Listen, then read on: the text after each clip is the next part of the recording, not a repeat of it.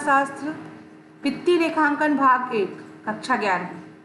ना बेटा, इसके पहले अपन ने लेखांकन, अभी अपन क्या पढ़ रहे हैं, लेखांकन के सिद्धांत। तो अपन ने लेखांकन के सिद्धांत में अपन ने अवधारणाएं पढ़ी थी। अब अपन उसके आगे 2.2 लेखांकन की महत्वपूर्ण अवधारणाएं। तो लेखांकन में सबसे ज़्यादा जरूरी क्या है बेटा? लागत।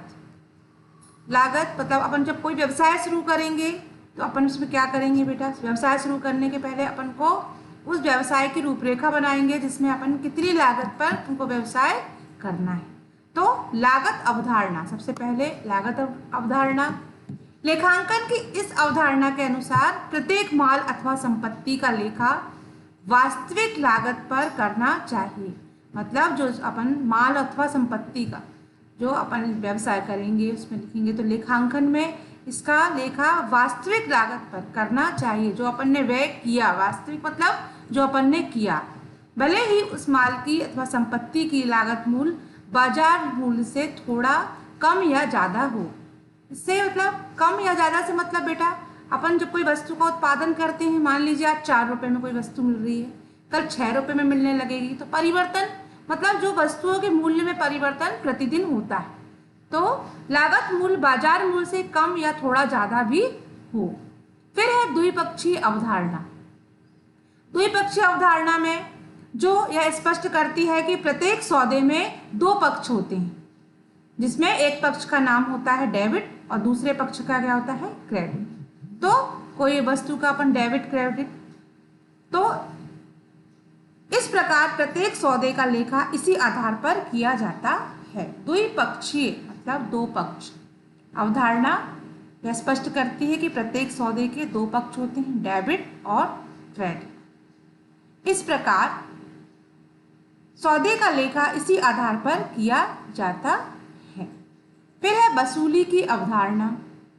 तो वसूली संबंधी अवधारणा के अनुसार जिस तिथि में आप माल खरीदेंगे, वस्तु क्रेता को देंगे, सुपुर्द करेंगे, वही तिथि सौदे की तिथि मानी जाएगी। जब आप लेखा बनाओगे तो उसमें आपको तिथि वाइज मतलब तिथि के अनुसार उसको लिखना होगा कि आपने कितना माल का बेचा, कितना माल क्रेता ने खरीदा, आपकी लेनदारी क्या है, देनदारी क्या है। तो ये सब क्या है? वसूली संबंधी अवधारणाओं के अंतर्गत आता है, जिसमें कि माल अथवा वस्तु क्रेता को सुपुर्द की जाती है, तिथि और सौदे की तिथि मानी जाती है।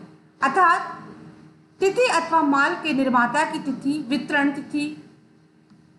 इस मान्यता के अनुसार लेखांकन उपार्जन का आधार किया जाता है। लेखांकन उपार्जन आधार पर इसका लेखांकन किया जाता है, काय का? वसूली अवधारणा का। फिर है पूंजी अवधारणा। इस अवधारणा के अनुसार पूंजी में संबंधित व्यवहारों का लेखा अलग अलग किया जाना चाहिए। मतलब जो पूंजी अवधारणा है, तो आपको पता है बेटा, जो अपन कोई व्यवसाय तो उसमें पूंजी अपन क्या करते हैं? अलग अलग लेखा तैयार करते हैं कि किसको लेना है ना, देना, लाभ हानि, लेनदारी, देनदारी, सब अपन अलग अलग पूंजी का विवरण लिखते हैं। इस अवधारणा के अनुसार पूंजी से संबंधित व्यवहारों का लेखा अलग अलग किया जाना चाहिए। व्यवसाय में शुद्ध लाभ व अथवा हानि को लेकर व्यापार एवं साझेदारी फर्म में पूंजी खाता हस्तांतरित कर दिया जाता है। मतलब जो भी व्यवसाय शुरू करते हैं उसमें लाभ हानि, लेनदारी, देनदारी, साझेदारी और पूंजी खाता, एक पूंजी खाता भी बनाते हैं बेटा, उसमें ये सब अपन सब करते हैं। परंतु प्रमंडल की दिशा में ऐसा नहीं किया जाता।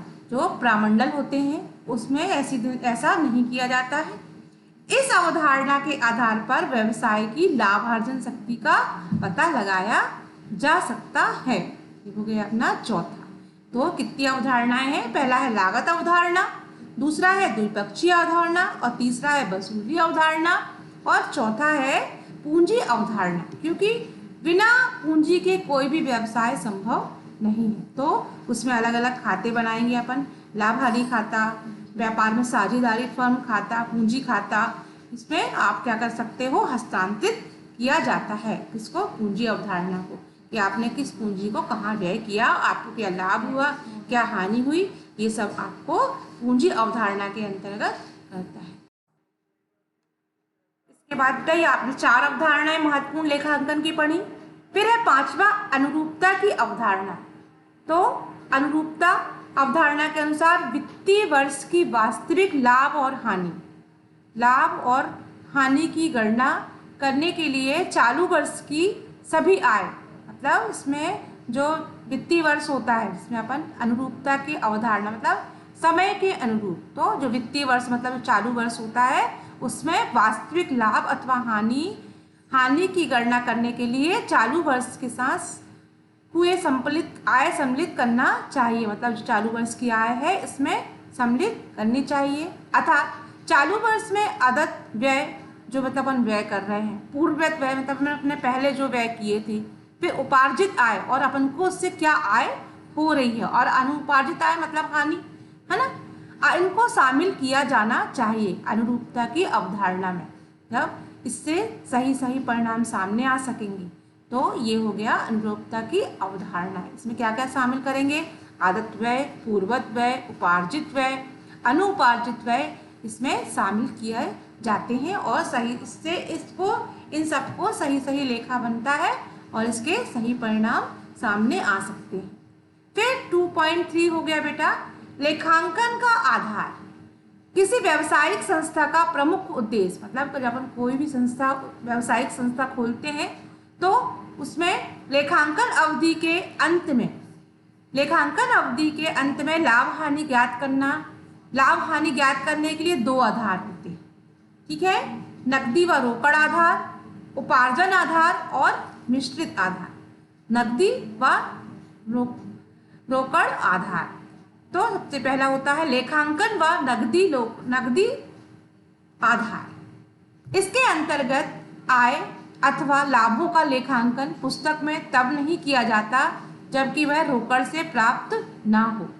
तब इसी प्रकार व्यय का लेखांकन तभी किया जाएगा, मतलब जो व्यय है उसका आधार तभी किया जाएगा जब उसका भुगतान नकदी कर दिया जाए। आधार पर लाभ, आय एवं व्यय का अंतर, मतलब इसमें नकदी आधार लेखांकन में, नकदी रोकड़ आधार में इसमें आधार का लाभ, आय व्यय का अंतर और साधारण रूप से संस्था में क्या प्राप्त हुआ। जब अपन कोई व्यवसाय संस्था शुरू करते हैं तो उससे अपन को लाभ व्यय में अंतर समझ में आता है और संस्था को क्या क्या प्राप्त हुआ, मतलब वित्तीय वर्ष की संस्था में उससे क्या क्या प्राप्त हुआ, संस्था में क्या भुगतान किया, इससे प्राप्ति भुगतान खाते की सहायता से ज्ञात किया जा सकता है।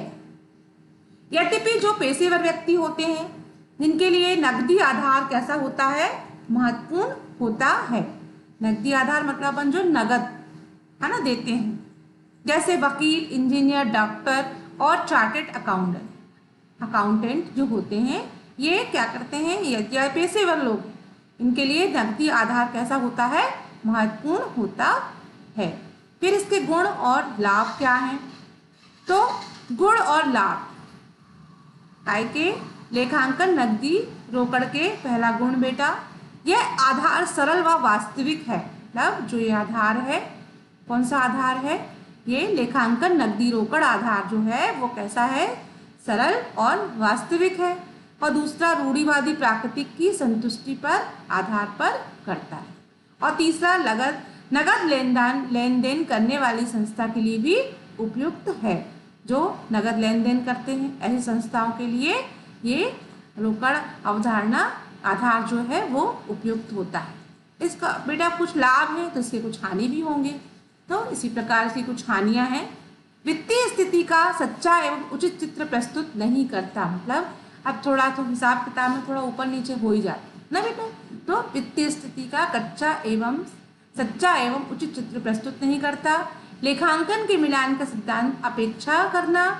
रोकड़ में हेराफेरी की संभावना, मतलब हेराफेरी मतलब जो रोकड़ है खाता है उसमें आप हेरा करने की भी इसमें संभावना होती है।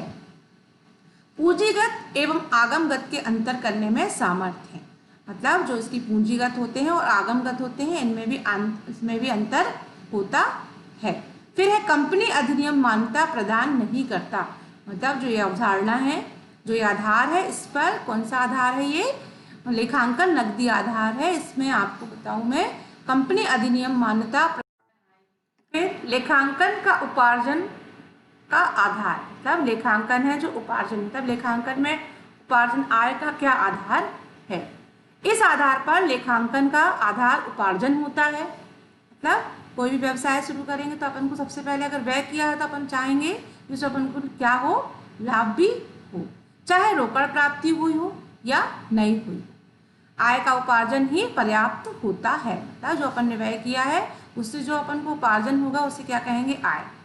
पर यह स्पष्ट देना अनुचित ना होगा कि आदत और पूर्वदत्त, मतलब आदत मतलब पहले से, और आदत मतलब अभी जो चल रहा है, जो अपन दे रहे हैं, और पूर्वदत्त मतलब पहले से, उपार्जित अनुपार्जित आय का लेखा भी पुस्तकों में किया जाता है। मतलब जो लेखांकन उपार्जन है उसमें, है ना, आय, पूर्वदत्त, उपार्जित अनुपार्जित आय का लेखा काय में किया जाता है, पुस्तकों में किया जाता है।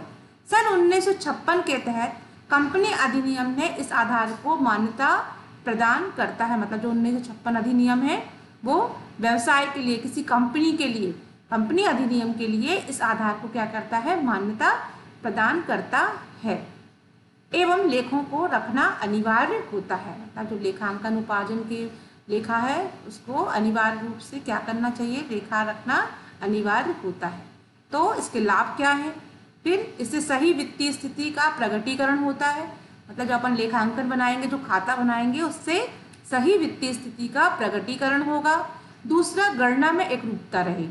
मतलब जो गणना करेंगे अपन उनमें आय व्यय की, आय व्यय एकरूपता तो नहीं होती बेटा, लेकिन अपन आय कितना गया उसमें क्या होगी, गणना में क्या होगी, एकरूपता रहेगी। फिर मिलान सिद्धांत का पालन, इसमें मिलान सिद्धांत का भी पालन, इसका एक लाभ है। फिर है पूंजी एवं आगमगत व्ययों में उचित अंतर, इसका एक लाभ है कि पूंजीगत और आगमगत, मतलब जो पूंजी अपन ने लगाई और आगम मतलब जो आई, उसमें उचित अंतर। फिर व्यक्तिगत निर्णयों से हानि, अगर अपन एक लेखांकन बना रहे हैं जो उपार्जन का आधार से व्यक्तिगत निर्णय लेने से क्या होगी, अपन को हानि होगी। फिर लेखांकन के उपचार, मतलब इससे लाभ हुए बेटा तो उससे हानि भी है। पहला है कठिन आधार, ये कठिन आधार है लेखांकन का, जो उपार्जन लेखांकन का आधार में इसको, ये एक कठिन आधार है, मतलब इसको बनाना, लेखा जोखा करना ये कठिन है। फिर अनुमानों पे आधारित, मतलब ये कभी कभी क्या होती है, अपन ने आय तो व्यय तो किया पर आय का वो निश्चित वो नहीं होता, तो ये अनुमान लगा लेते हैं कि इतना व्यय, इतना हानि, इतना लाभ। और फिर इसमें व्यक्तिगत निर्णयों से हानि, तो इसमें व्यक्तिगत निर्णय हानिकारक होते हैं। उसके बाद है बेटा मिश्रित आधारित लेखांकन। तो मिश्रित मतलब मिला जुला, जो लेखांकन बनेगा, जो खाता बनेगा वो कैसा रहेगा, मिश्रित आधारित, मतलब आय, दायित्व, व्यय, संपत्ति सब मिलाकर मिश्रित। तो लेखांकन का मिश्रित आधार रोकड़ के आधार पर, उपार्जन आधार पर मिश्रित स्वरूप होता है। मतलब मिश्रित आधार जो होता है रोकड़ के आधार पर, उपार्जन के आधार पर, दोनों चीज क्या होती है, मिश्रित, मिली जुली। संपत्ति को रोकड़ के आधार पर तथा व्यय एवं दायित्वों को उपार्जन के आधार पर लेखांकन किया जाता है। जो संपत्ति होती है उसे रोकड़ के आधार पर, और जो दायित्व होते हैं उन्हें उपार्जन के आधार पर इनका लेखांकन किया जाता है। प्राय पेशेवर व्यक्ति जैसे चार्टेड अकाउंटेंट, जो चार्टेड सीए होते हैं बेटा, और जो डॉक्टर्स होते हैं, वकील होते हैं, ये सब इस वाली प्रणाली को क्या करते हैं, अपनाते हैं। आदि मिश्रित आधार पर अपनी प्राप्ति से भुगतान खाता, आय व्यय खाता तैयार करके शुद्ध आय ज्ञात कर सकते हैं। प्राय ये अपनी अप्राप्त आय का लेखा नहीं करते, मतलब जो इनकी अप्राप्त आय होती है उनका लेखा इनके पास नहीं होता, ये नहीं करते। किंतु आदत व्यय, जो अपन व्यय करते हैं, लेखा करते हैं, जो व्यय कर रहे हैं, आदत मतलब जो देनदारी है ना, ऐसा करने का मुख्य उद्देश्य है कर योग्य आय की गणना करते समय आदत व्यय पर छूट प्राप्त करना है। मतलब जो अपन बीमा और ये सब करते हैं ना, जो आदत व्यय पे करते हैं। लेखांकन का मिश्रित आधार न्यायालय के निर्णय के अनुसार पूर्णतः स्वीकृत आधार होता है।